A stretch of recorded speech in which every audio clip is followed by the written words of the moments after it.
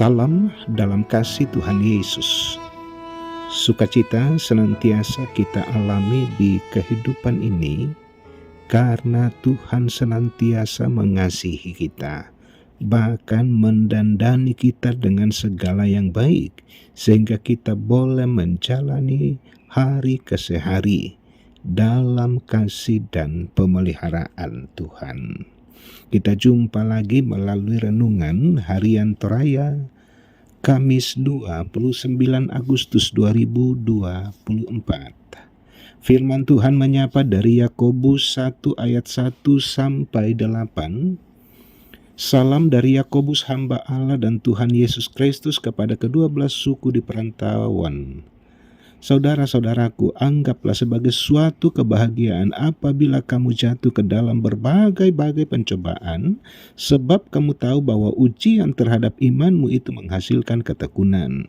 Dan biarkanlah ketekunan itu memperoleh buah yang matang, supaya kamu menjadi sempurna dan utuh dan tak kekurangan suatu apapun. Tetapi apabila di antara kamu ada yang kekurangan hikmat, hendaklah ia memintakannya kepada Allah, yang memberikan kepada semua orang dengan murah hati dan dengan tidak membangkit-bangkit. Maka hal itu akan diberikan kepadanya. Hendaklah ia memintanya dalam iman dan sama sekali jangan bimbang, sebab orang yang bimbang sama dengan gelombang laut yang diombang-ambingkan kian kemari oleh angin. Orang yang demikian janganlah mengira bahwa ia akan menerima sesuatu dari Tuhan, sebab orang yang mendua hati tidak akan tenang dalam hidupnya. Amin. Jangan ada yang tertinggal. Sobat Rehat, melihat penderitaan sebagai sebuah kebahagiaan. Apa maksud Yakobus menasihatkan hal itu? Mari kita memahami maksud dari pencobaan. Pertama, pencobaan dipahami sebagai hal-hal yang berasal dari dalam dan luar diri kita.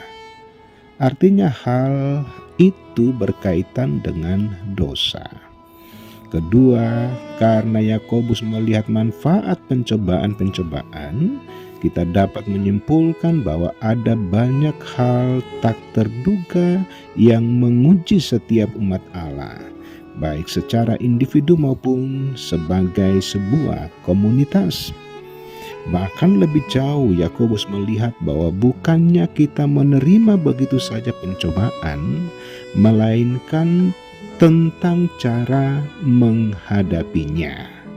Karena itu, siapa yang bertahan dalam pencobaan akan menang dalam perjalanan itu. Allah akan meneguhkan hati, mendewasakan, dan mengaruniakan hikmat. Di ayat 5, apabila di antara kamu ada yang kekurangan hikmat, hendaklah ia memintanya kepada Allah. Nasihat Yakobus di sini bahwa ternyata sulit melihat pencobaan sebagai sebuah kebahagiaan. Karena itu ia menyampaikan nasihat kepada umat Allah bahwa siapa yang merasa kurang hikmat, hendaknya memintanya kepada Allah. Kata kurang diartikan sebagai yang tidak memenuhi standar. Karena itu bagi Yakobus bahwa orang yang tidak memenuhi standar itu, yang kekurangan itu, haruslah meminta kepada Allah. Namun tindakan meminta ini bukan hanya tugas dari orang yang tidak memenuhi standar, tetapi tugas semua orang secara komunal.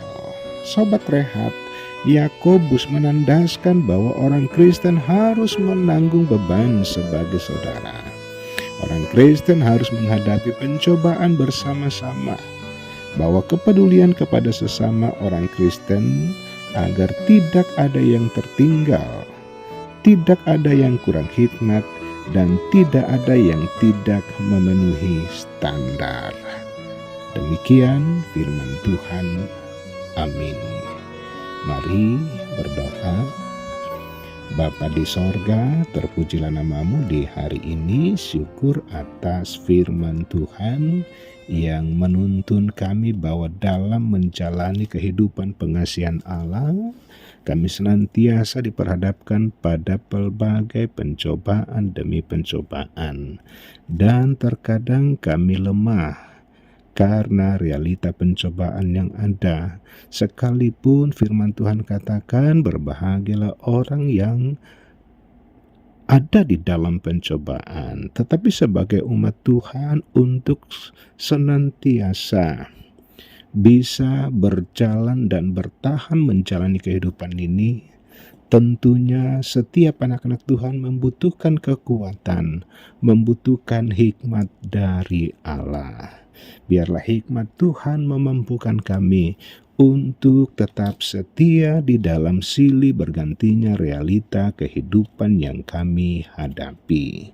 Bapa di sorga, peliharakan setiap anak-anak Tuhan di hari ini dengan pelbagai karya kerja, bahkan kondisi mereka masing-masing. Yang sakit Tuhan lawat sembuhkan, yang berduka Tuhan berikan penguatan, bahkan yang bergumul di tengah keluarga karena pekerjaan, karena relasi yang rusak, Tuhan memberikan jalan keluar yang terbaik. Ampuni segala dosa dan keterbatasan kami di dalam nama Tuhan Yesus. Dan karena itu terimalah berkat Tuhan. Tuhan memberkati engkau dan melindungi engkau. Tuhan menyinari engkau dengan wajahnya dan memberi engkau kasih karunia.